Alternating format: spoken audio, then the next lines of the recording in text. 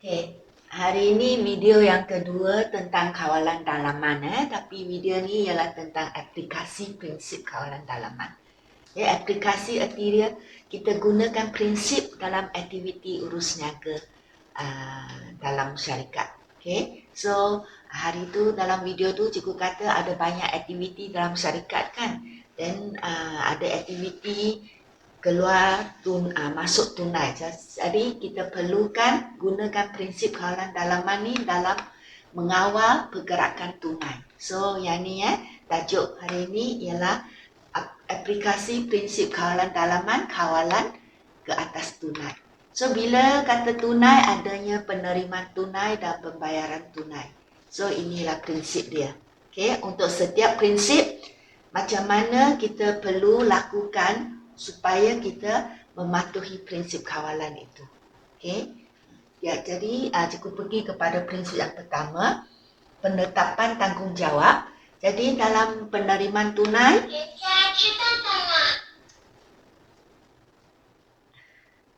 kaki tangan ada staf tertentu sahaja diberi tanggungjawab sebagai juruwang. Okay, yang ini terutama seperti restoran, supermarket, bukan semua orang boleh terima tunai hanya kita bagi tanggungjawab kepada kaki tangan tertentu sahaja. Jadi untuk pembayaran tunai pula, kaki tangan tertentu saja diberi tanggungjawab ada kuasa untuk meluluskan dan menandatangani sign the check atau voucher pembayaran. Okay, voucher pembayaran ialah satu dokumen kawalan dalaman. Okay, internal use. Contoh dia macam salesman nak claim wang petrol. So kalau kerani nak bayar wang petrol tu kepada salesman, dia tak boleh bayar macam tu. Dia kena minta salesman tu sign pada voucher pembayaran. Okay, ini dokumen yang disediakan oleh company itu sendiri as a proof. Let the salesman sign. Okay, jadi untuk supaya nak keluarkan wang kepada salesman tu, kena voucher pembayaran ni kena authority. Okay, kaki tangan macam pengurus jualan kena sign dulu pada voucher pembayaran, menunjukkan dia membenarkan wang itu dibayar kepada salesman. Okay, so only the kaki tangan yang tertentu saja diberi tanggungjawab untuk sign the check dan voucher pembayaran, supaya sign dulu barulah wang boleh dikeluarkan. Okay. Okay. Then prinsip yang kedua, pengasingan tugas. Okay. So erti dia semua aktiviti ini tak boleh dilakukan oleh seorang kan. Jadi kena asing kepada individu yang berlainan. So tugas melayan pelanggan seorang, tugas menerima tunai seorang staf, tugas merekod penerimaan tunai pula another person. Semua dilakukan oleh kaki tangan yang berbeza.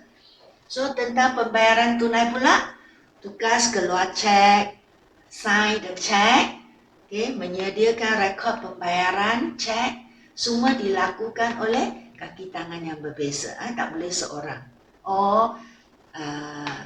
Dilakukan oleh individu yang berlainan. So prinsip yang ketiga pula, pusingan tugas. Okay, where they're going to change the tugas or change to another place. So untuk terima tunai, tukar ganti tugas juruwang yang menerima tunai selepas satu jangka masa tertentu. Okay. Dan untuk pembayaran tunai pula, juruwang dan kerani akaun, okay, dan kaki tangan lain yang melibatkan aktiviti pembayaran tunai. So whoever dan libatkan aktiviti pembayaran tunai perlu ditukar dari seorang ke orang lain selepas satu jangka masa tertentu. Okay, kita tengok prinsip yang keempat pula, tata cara dokumentasi. Resit dikeluarkan kepada pelanggan sebagai bukti penerimaan tunai oleh cashier dan juga sebagai bukti pembayaran tunai oleh pelanggan. Kalau macam tu, dan cashier kalau nak tipu pun tak boleh lah. Okay, because receipt sudah dikeluarkan sebagai bukti. Dan pembayaran tunai, whatever wang yang dikeluarkan perlu ada dokumen yang sah sebelum sesuatu pembayaran dibuat. Tanpa dokumen tu tak boleh keluarkan tunai. Contoh dia mesti ada voucher pembayaran. Voucher pembayaran yang sudah design oleh pihak atasan, like the sales manager sudah benarkan keluarkan wang itu kepada salesman. So sales manager sign first, mesti ada. Dan mesti ada invoice, baru boleh bayar kepada pembekal. Ataupun receipt show by the salesman. The salesman tunjuk receipt dia park petrol, baru dia boleh tuntut wang itu. So must have some document as a proof. Dan poin yang kedua, cek dikeluarkan yang diguna mesti mengikut urutan nombor. Tak boleh jump. Tak boleh kata, hari ini I guna cek nombor 001. Then the next day I guna 007. So 002 sampai 006 tak diguna, tak boleh macam tu. Nanti kalau berlaku apa-apa nanti tak boleh cek, tak boleh dikesan. So mesti ikut urutan nombor. If some check missing, kita boleh trace. Cek itu bahaya. Nanti kalau sudah hilang, mungkin ada orang sudah curi cek itu dan keluarkan wang. So mesti ikut urutan nombor. Begitu juga dengan voucher pembayaran. Semua ada nombor. Dan poin yang kelima, prinsip yang kelima, kawalan fizikal.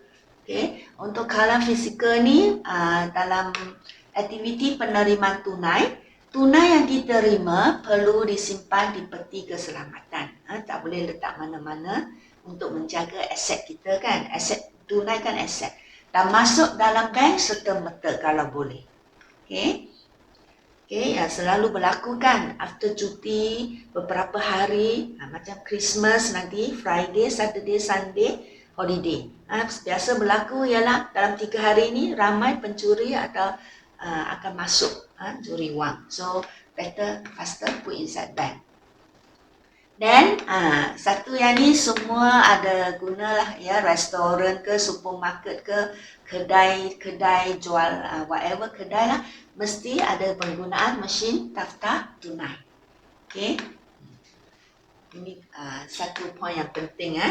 Dan dalam aktiviti bayar tunai pula, cek mesti simpan dalam peti keselamatan. As I said, kalau cek hilang, walaupun yang kosong pun bahaya kan, orang boleh simply write and take your money. So mesti simpan dalam safety box dan dikawal oleh kaki tangan yang bertanggungjawab ke atasnya. Jadi hanya kaki tangan yang diberi tanggungjawab saja boleh tahu ke mana dia simpan dan ada kunci tentang safety box tu. Dan hanya staf yang berautoriti saja boleh membuat pembayaran atas online. Sekarang kan banyak online, bayar melalui online. Jadi hanya staf yang berautoriti saja.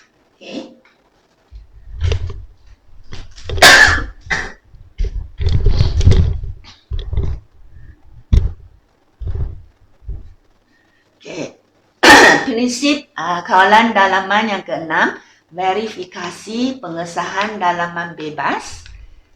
Jadi untuk penerima tunai, verifikasi iaitu semakan kan oleh audit dalaman atau luaran. So pengiraan jumlah penerimaan kalau kita terima tunai kena bandingkan dengan jumlah penerimaan yang ditunjuk dalam resit. Ini especially dalam restoran, kedai-kedai, minimarket, supermarket, semua kena. Apa yang tunjuk dalam resit mesti tally dengan wang yang you serah kepada supervisor. So very important, kena ada perbandingan. Dan membuat semakan jumlah kutipan yang kita terima dengan jumlah yang telah simpan dalam bank. Right? Ada dikata wang kena cepat simpan bank. So rekod bank, rekod yang kita buat mesti dengan sama, the real money in the bank. Jadi oleh kaki tangan yang tidak berkaitan, that means tak boleh dicek oleh orang yang rekod, mesti orang yang tak ada kaitan merekod tu. So this one is called bebas, pengesahan bebas secara berkala atau mengejut. Okey, jadi untuk pembayaran pula, pembayaran tunai juga sama, semakan berkala atau mengejut ke atas cek-cek dan invoice yang perlu dibayar. Okey, mesti selalu semak. Dan menyemak buku tunai, okey, dan rekod-rekod akaun dari semasa ke semasa oleh audit dalaman dan audit luaran. Dan last, prinsip kelulusan, mesti ada approvement. Jadi hanya staf atau kaki tangan pegawai yang bertanggungjawab sahaja dibenarkan memberi kelulusan. Not everybody diberi kuasa. Tertentu saja diberi kuasa. So, seperti kalau kita terima tunai, so you tak terima dengan jumlah yang betul because you think you can give discount. So tak boleh ya. So kalau nak bagi diskaun kepada pelanggan ataupun membenarkan pelanggan to pay next time, semua ini mesti mendapat kelulusan.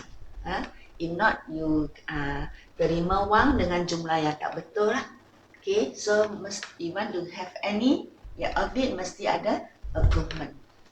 So untuk pembayaran pula, setiap pembayaran yang dibuat perlu mendapat kelulusan dari pihak yang berautoriti. Okay, especially big amount, dia perlukan kelulusan yang berperingkat.